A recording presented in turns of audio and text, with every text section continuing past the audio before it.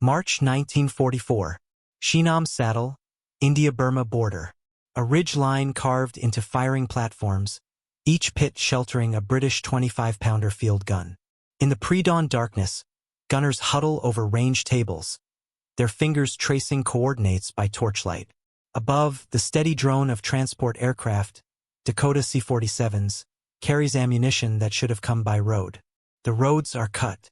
The Japanese 15th Army surrounds Impel Valley, and staff officers in Tokyo expect the collapse within weeks. All calculations point to isolation, starvation, and surrender. But in these gun pits, battery commanders mark fresh fire missions.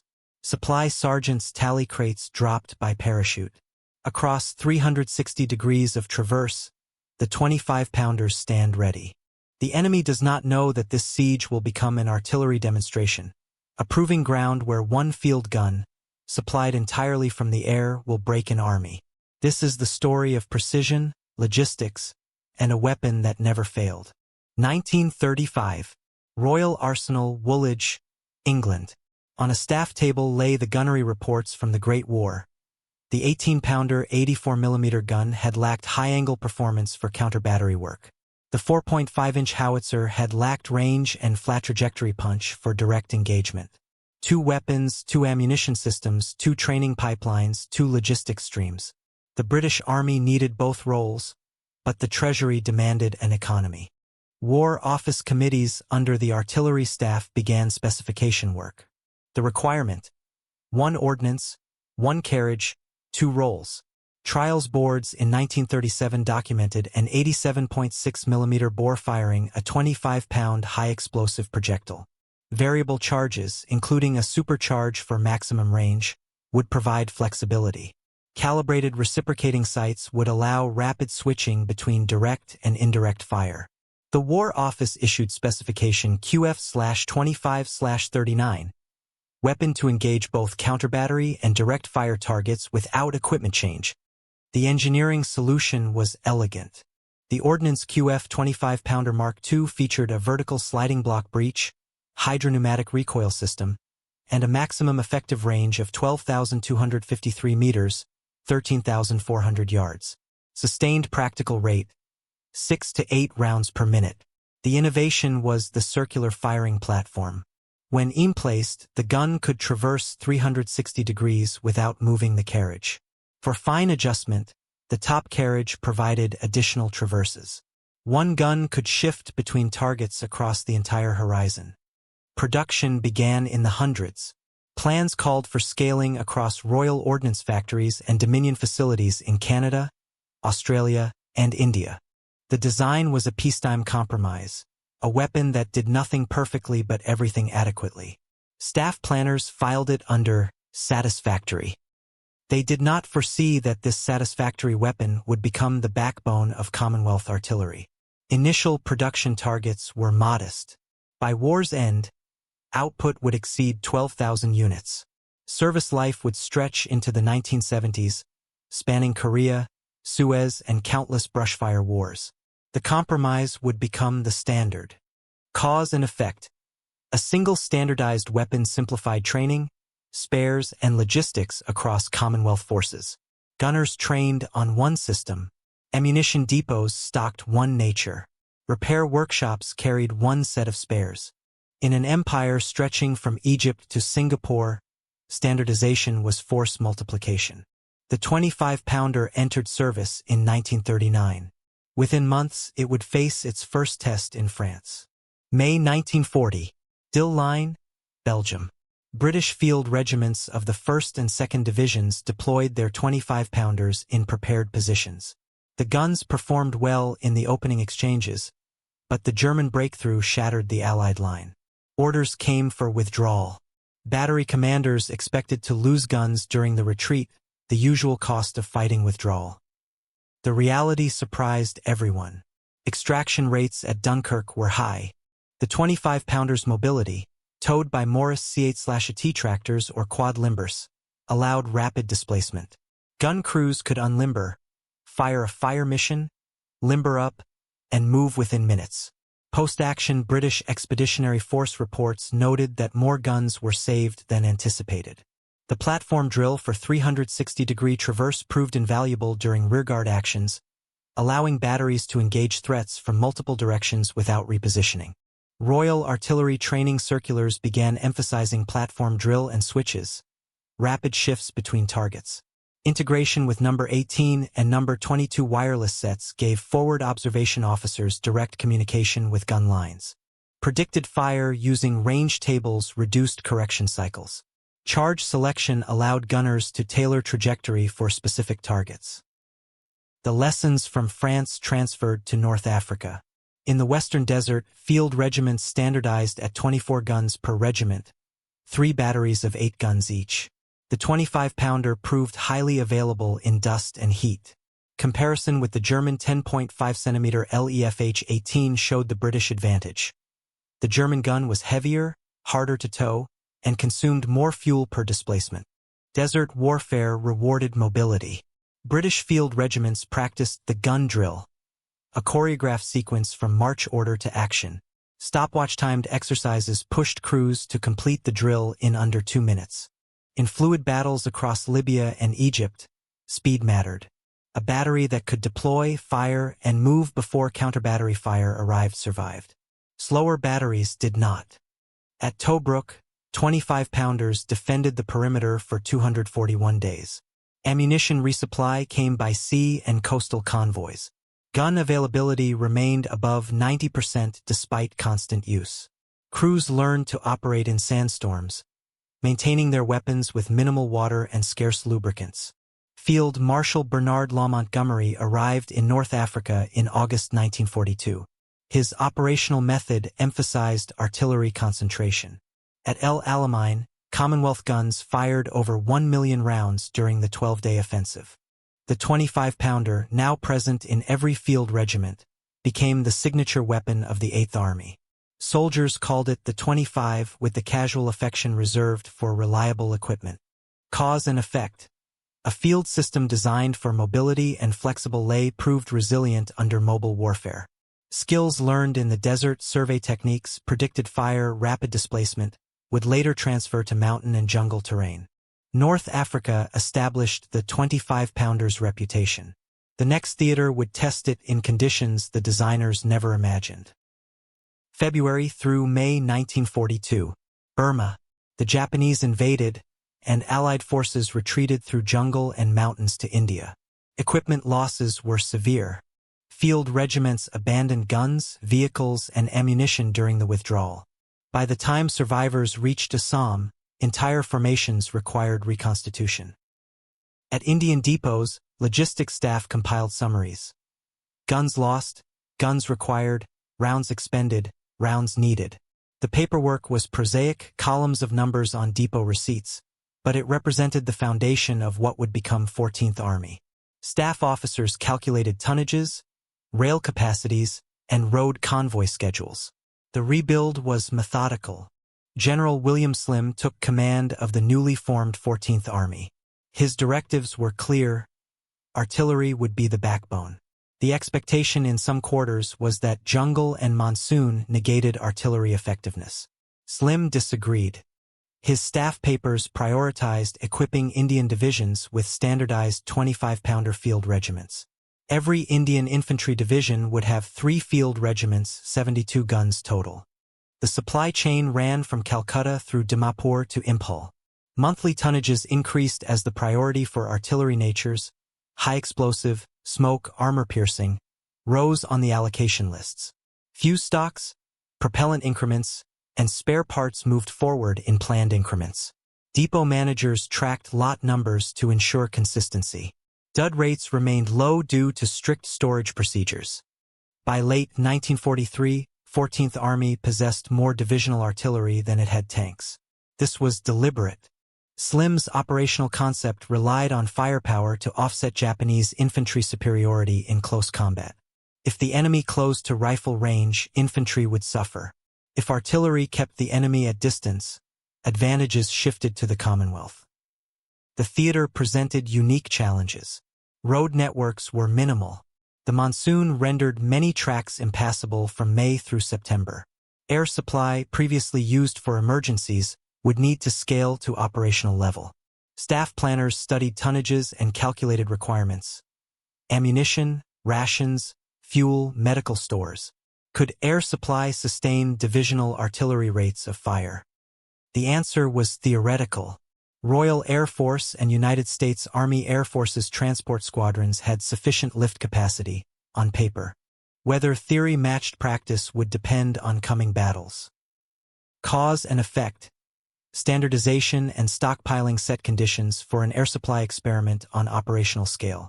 Every division used the same gun, the same ammunition, the same fire procedures. Simplified logistics enabled the concentration of resources. Air crews could drop standardized loads without consulting complex manifests. At Impul and Kohima, the experiment would proceed under siege conditions. The 25-pounder would be fed entirely from the air for 3 months. No field gun in military history had previously sustained operations this way. The stage was set. By early 1944, the Japanese 15th Army was preparing its own offensive, Operation Yugo, intended to destroy the 14th Army and invade India. The coming battles would hinge on logistics, artillery, and a field gun that had never been designed for jungle warfare. January through March 1943. Mayu Peninsula, Arakan. The first Arakan offensive was a learning experience for the 14th Army. The 15th Corps advanced down the peninsula, supported by field regiments equipped with 25-pounders. Commanders wondered how the guns would perform in the jungle.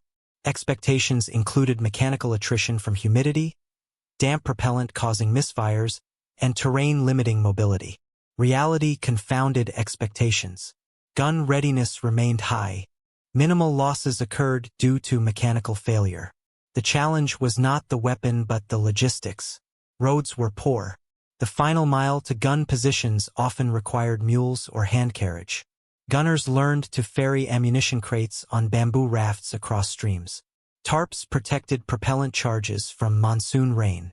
Pit drainage became an art form. Dig too shallow and the position flooded. Dig too deep and you hit the water table. 14th Division artillery returns documented high availability. Japanese 55th Division diary extracts referenced constant shelling. The effect of indirect fire in the jungle was different from the open desert. In the desert, high explosive shells detonated on hard ground, creating lethal fragmentation and blast. In the jungle, soft earth absorbed some energy, but the canopy confined blast and splinters. Bunkers, the primary Japanese defensive structure, required concentrated fire to suppress. Variable charges allowed gunners to loft rounds over the jungle canopy. Pre-registered defensive fire tasks, coordinates calculated in advance, enabled rapid response when Japanese infantry attacked. Battery commanders learned to sit guns in small clearings, using the jungle for concealment. Counter-battery fire was less effective when observers could not pinpoint gun flashes. Smoke shells proved valuable for obscuring movements and marking targets for airstrikes. High explosive was the primary nature, but armor-piercing rounds were kept on hand for bunker penetration. Gunners adapted fusing. Super-quick fuses for airburst effects above trenches. Delay fuses for penetration before detonation inside bunkers. Post-action casualty estimates indicated artillery as the primary cause of death in many engagements. Japanese positions shattered under sustained fire showed bodies unrecovered from collapsed bunkers, indicative of structural disintegration. The 25-pounder, firing 6 to 8 rounds per minute per gun, could place hundreds of shells on a single target in minutes. The operation ended in withdrawal. British forces could not sustain the advance. But the doctrine changed. Arakan revealed procedures for sighting, ammunition protection, and battery defense that would be used at Impul and Kohima.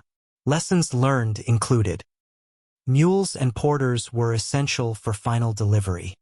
Propellant charges required waterproof storage. Pit design must include drainage and overhead cover against airburst shells. Pre-registration reduced reaction time from minutes to seconds. Concentrated fire, multiple batteries on one target, achieved effects that single batteries could not. Cause and effect.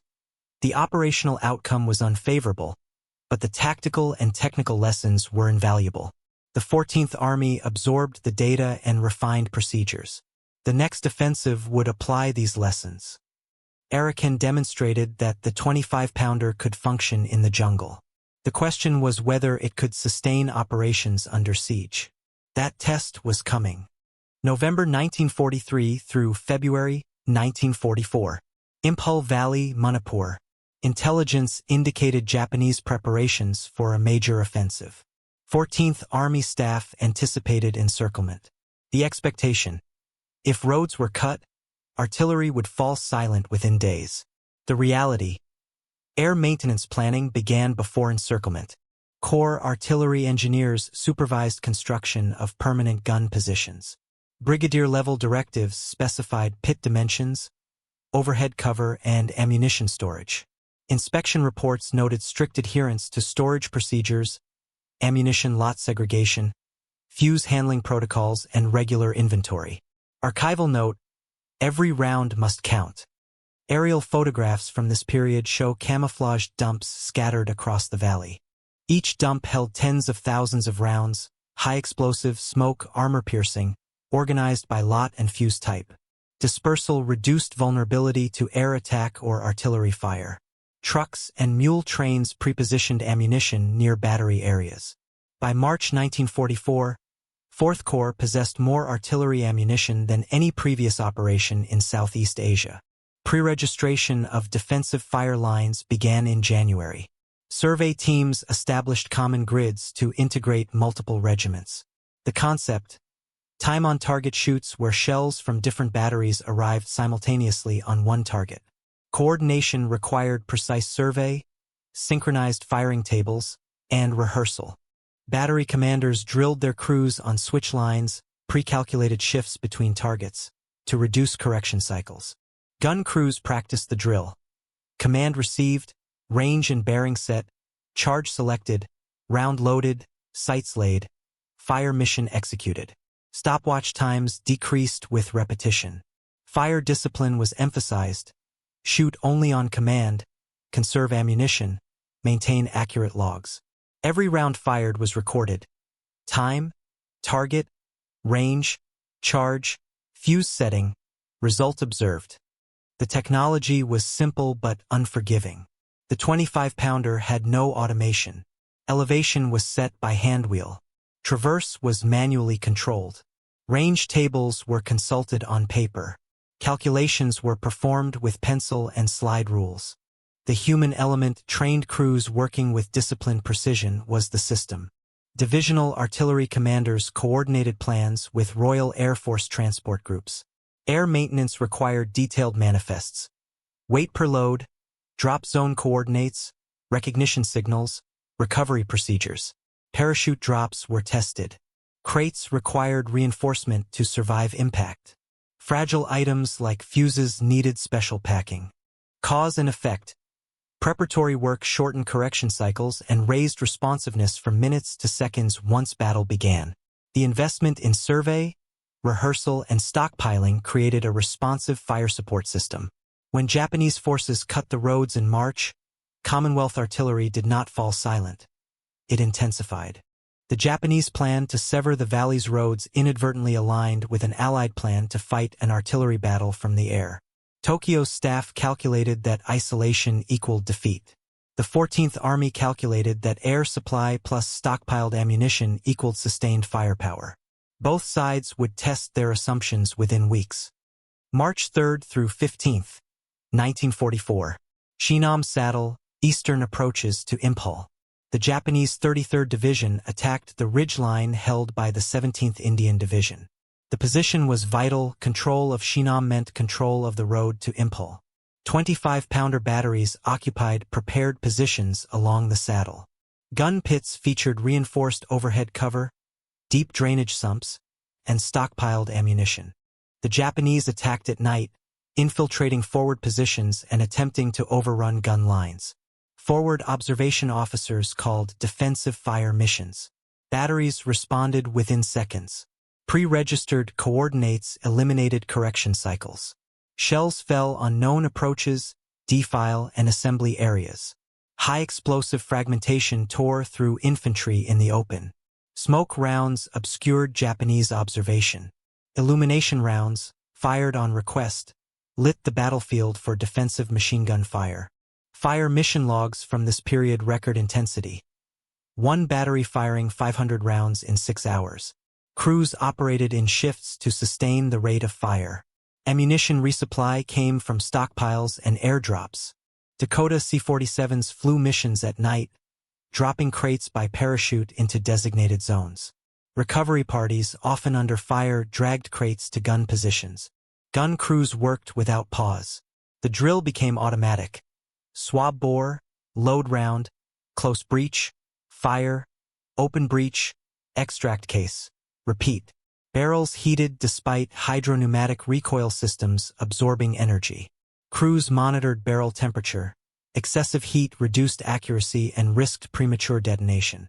Barrel changes performed under fire required precision and speed. Japanese counter-battery fire targeted Commonwealth gun positions. Enemy gunners lacked the same survey precision and ammunition stocks. Japanese artillery concentrated on infantry positions, not guns. This asymmetry allowed Commonwealth batteries to fire without heavy suppression. After 12 days, Japanese attacks ceased. The 33rd Division withdrew, having suffered unsustainable casualties. Post-battle assessments credited artillery with breaking the offensive. Infantrymen reported that Japanese soldiers avoided areas under observed fire, indicating that artillery was achieving suppression beyond simple casualty counts. Ammunition expenditure during the Shinam action exceeded 10,000 rounds, delivered entirely by air. This was unprecedented. No siege in military history had sustained divisional artillery on air supply alone. 14th Army staff studied the numbers and concluded that the experiment succeeded. Air maintenance could sustain artillery under siege conditions, provided transport aircraft, drop zones, and recovery parties functioned without interruption. Cause and effect. The success at Shinam validated the operational concept. The 14th Army possessed a responsive fire support system that Japanese forces could not match. The psychological effect was significant. Commonwealth infantry knew that artillery was available on call. Japanese infantry knew that movement in daylight invited shelling. Shinam was the first proof. The larger test, Kohima, was already underway to the north.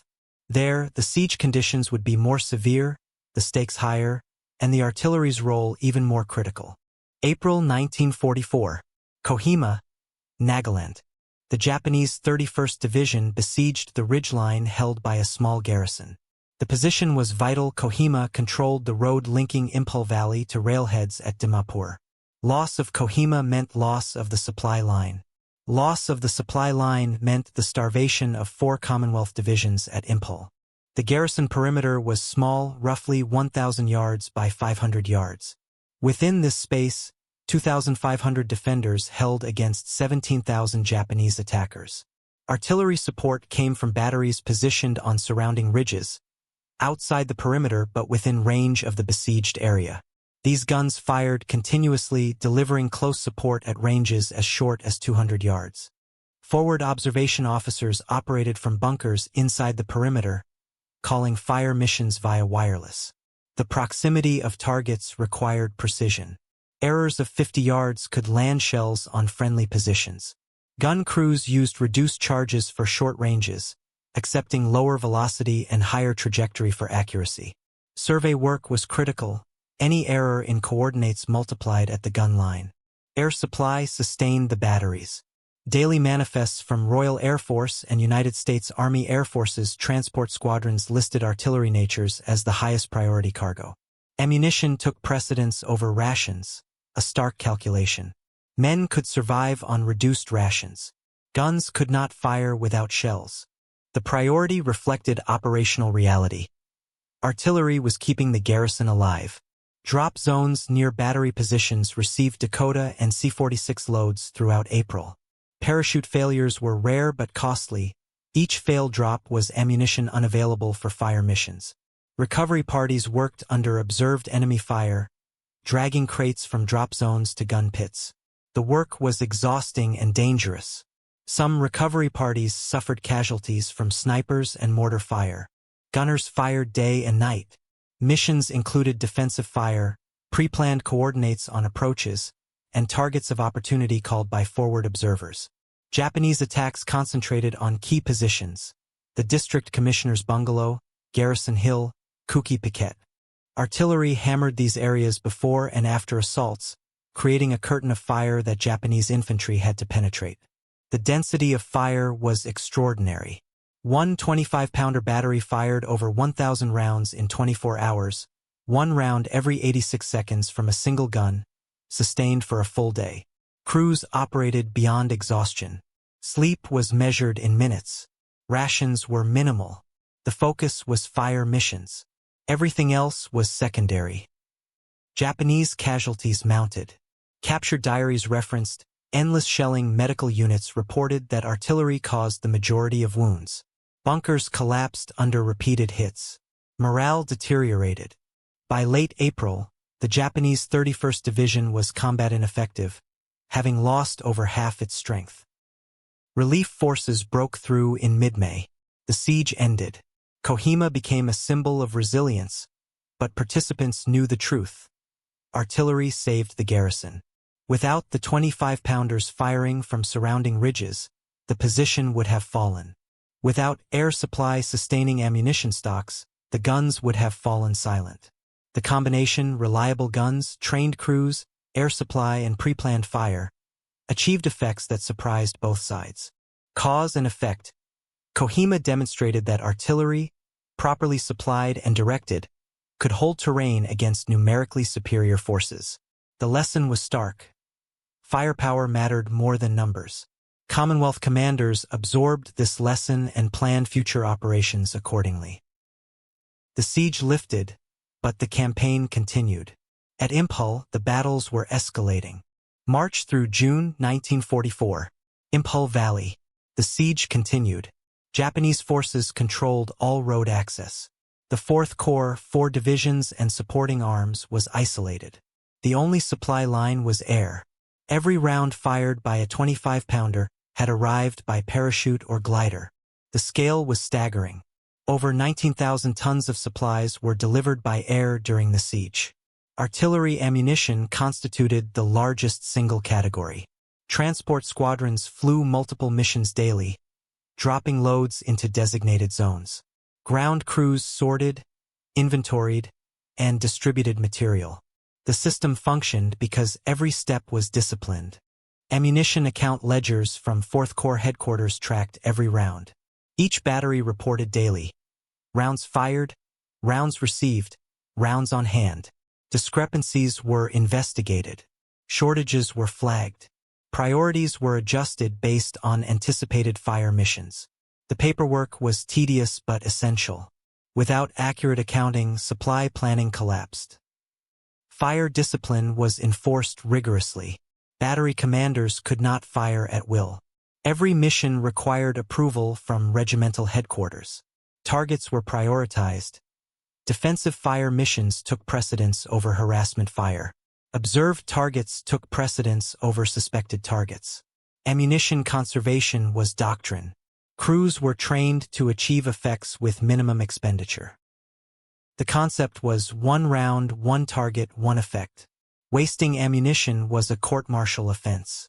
Gunners understood that every shell fired was a shell that had to be replaced by air. Transport capacity was finite. Overuse today meant shortages tomorrow.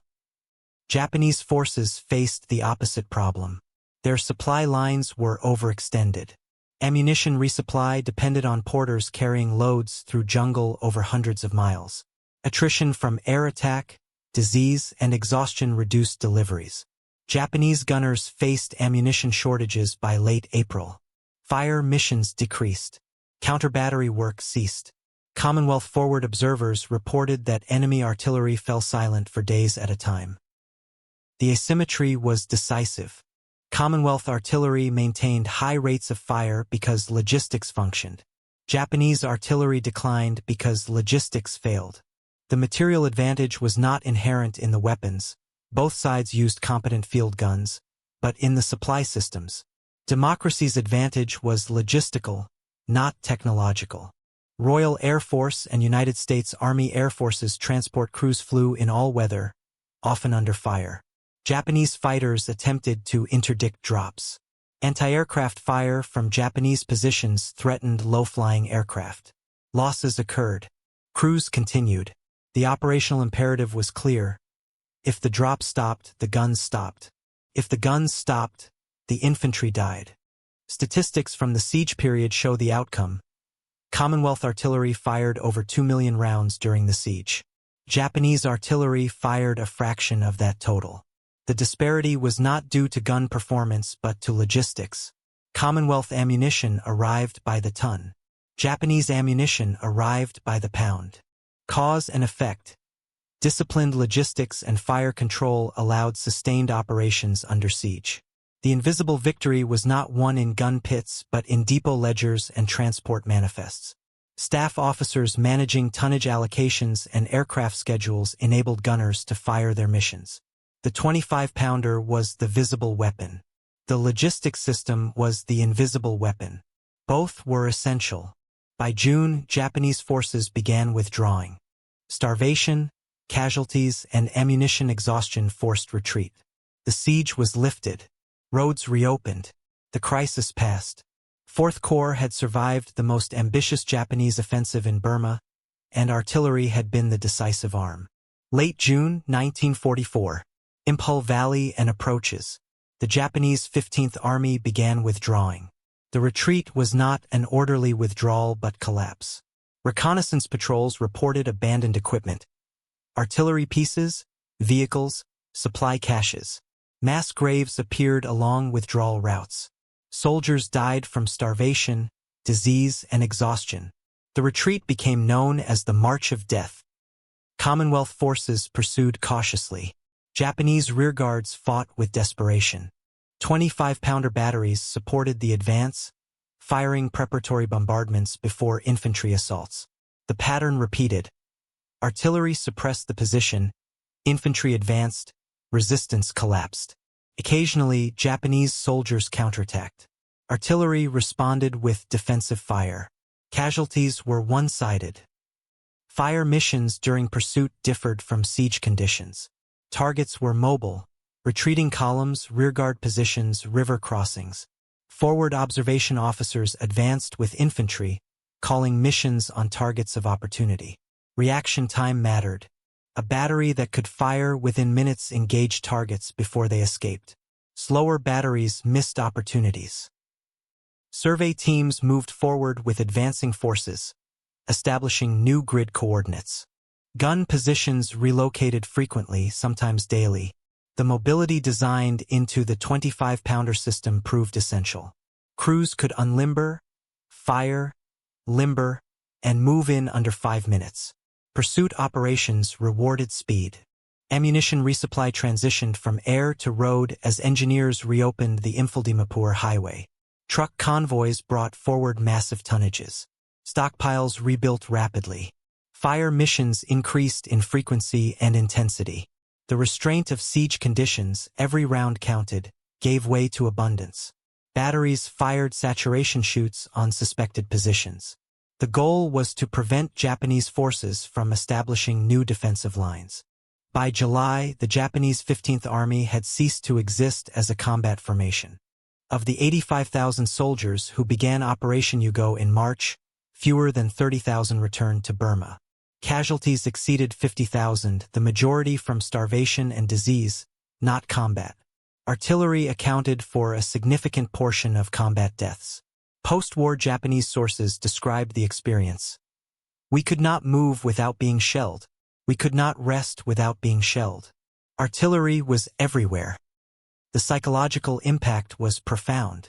Japanese infantry, renowned for aggression, became cautious. Survivors reported that the sound of shells overhead triggered panic. Units refused orders to advance into areas under artillery observation. Morale collapsed. Discipline eroded. The 15th Army, which had begun the campaign with confidence, ended it en route. Cause and effect. Superior artillery support enabled Commonwealth forces to inflict unsustainable casualties while conserving their own strength. The 25-pounder, sustained by disciplined logistics, functioned as designed throughout. Availability remained above 90%. Crews maintained their weapons under field conditions. The gun that had been a peacetime compromise proved to be a wartime standard. The 14th Army did not pause. The directive was pursuit into Burma.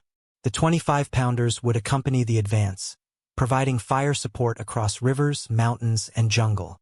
The campaign that had begun with defensive sieges would continue as offensive operations deep into enemy territory.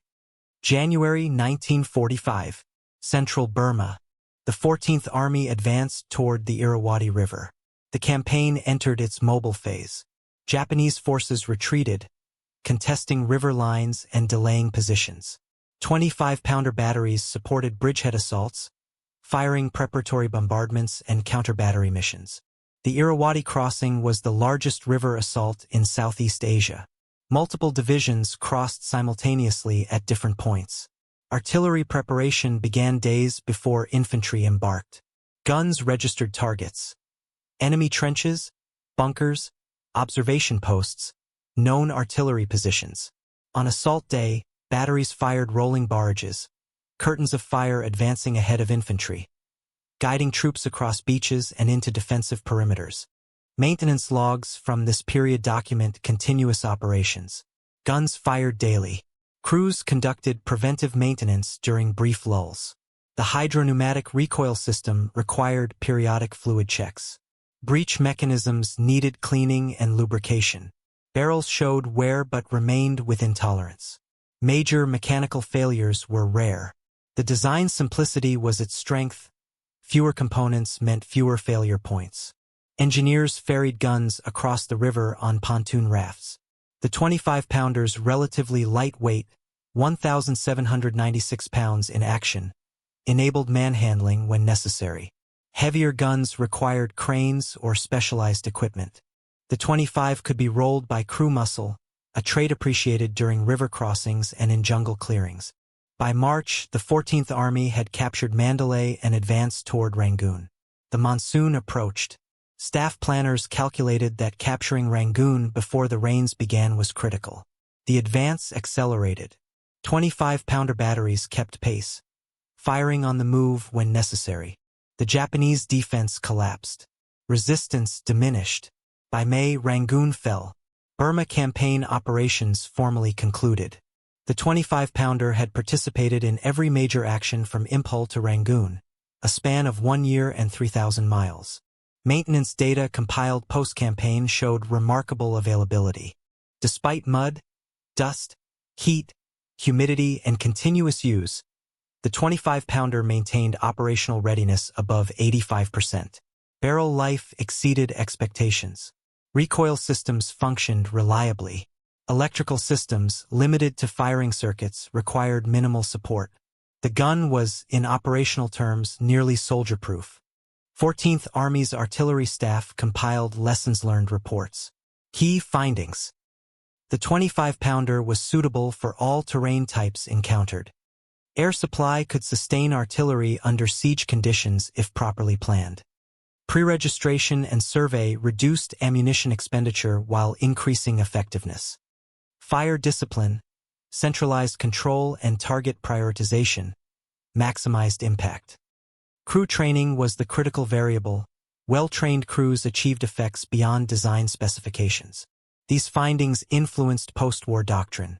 The 25-pounder remained in British and Commonwealth service for decades.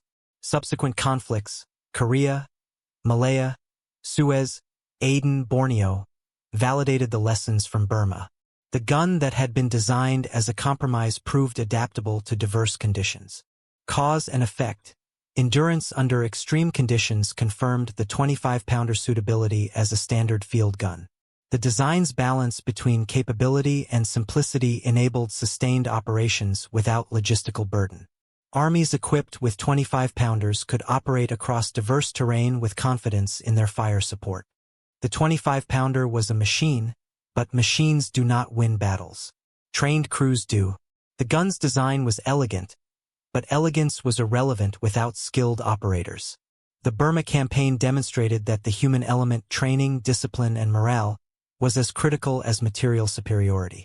Crew training began in depot schools. Gunners learned the drill: load, lay, Fire. Layers learned to set sights. Numbers 1. Gun commanders learned fire orders and mission execution. Detachments practiced until movements became automatic. Speed and precision were the measures of proficiency. Formal training lasted weeks. Practical training lasted months. New crews joined veteran batteries and learned by observation. The senior gunner demonstrated the drill. Novices watched, then repeated under supervision. Errors were corrected immediately. The standard was perfection. Deviations risked lives. Discipline was absolute. Gun crews operated under fire, fatigue, and fear. Only training and discipline maintained function. When shells landed nearby, untrained men sought cover. Trained men continued the drill. The difference was preparation. A crew that had rehearsed under simulated stress performed under actual stress. A crew without preparation collapsed. Morale mattered. Crews that believed their work was effective fought with intensity. Crews that doubted the value of their efforts performed mechanically. Forward observation officers provided feedback. Target destroyed, mission successful. This feedback reinforced morale. Gunners knew their shells achieved effects. The knowledge sustained them. Regimental pride was cultivated. Each field regiment had traditions, history, and identity. Gunners wore their regimental insignia with pride. Competition between batteries, informal races to complete the drill, accuracy challenges, maintenance inspections, maintained esprit de corps. The best batteries received recognition. The incentive was reputation, not material reward. Officers and senior non-commissioned officers set standards. A gun position commanded by a competent officer was clean, organized, and efficient. An incompetent officer allowed slack. The difference was visible. Well-run batteries had lower casualty rates, higher ammunition efficiency, and better morale. Post-war interviews with veterans emphasized these points. Survivors remembered crew cohesion, competent leadership, and pride in their work. They remembered officers who led from the front and sergeants who demanded perfection. They remembered the satisfaction of firing successful missions. The 25-pounder did not win battles alone. Trained crews won battles using the 25-pounder. The distinction is critical. Equipment provides capability. Training provides competence. Discipline provides reliability. Morale provides endurance. The combination wins wars. The 14th Army understood this. Training standards remained high throughout the campaign. Replacement crews received thorough instruction before joining frontline batteries. Depot schools continued operations despite shortages. The investment in training paid dividends. Crews performed under conditions that broke less prepared formations. Cause and effect. The human element, training, discipline, leadership was as important as material factors. The 25-pounder provided the means. Crews provided the effectiveness. Without skilled operators, the gun was inert. With skilled operators, the gun was decisive. The Burma campaign ended, but the 25-pounder story continued. The gun that proved itself in jungle and siege became the standard for Commonwealth armies. Production continued post-war. Export orders arrived from nations seeking reliable field artillery. By the 1950s, over 40 countries operated the 25-pounder. Korea, 1950 to 1953. British and Commonwealth field regiments deployed with 25-pounders. The gun performed well in the mountainous terrain.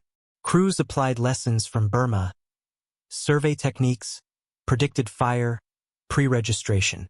The weapon was familiar, the doctrine proven. Fire support was reliable. Suez, 1956. British and French forces attacked Egypt. 25-pounders provided fire support during airborne and amphibious assaults. The operation was brief, but the guns functioned as expected. No surprises, no failures. Malaya, 1950s. Commonwealth forces fought a counterinsurgency campaign in the jungle. 25-pounders provided fire support from fire bases.